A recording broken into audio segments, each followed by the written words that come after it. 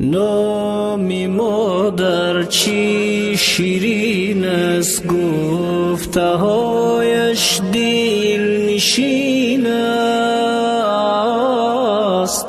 او به دل همیشه جا و بی بها و بهترین است. نام مادر چی شیرین است، گفته هایش دل نشین است.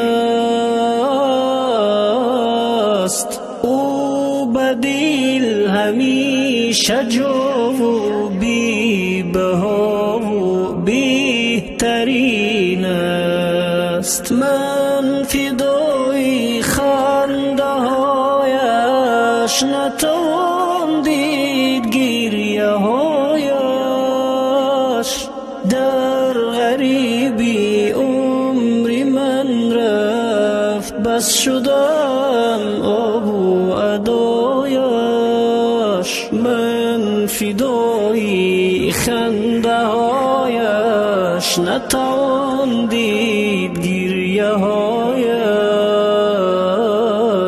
در غریبی عمر من رفت، بس شدم آب و ادایش. مادرم نوری جهانی، در من گنجی گرانی. در محبت بحر فرزند، مثل بحری بیکرانی. مادرم نوری جهانی، در من گنجی گرانی. در محبت بحر فرزند، مثل بحری بیکرانی.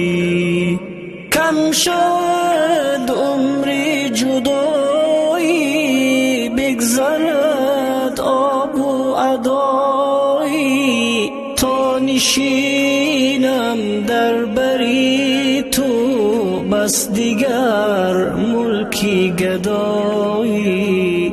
کم شود عمر جدایی، بگذرد آب و ادایی. تا بمانم در بری تو، بس دیگر ملکی گدایی.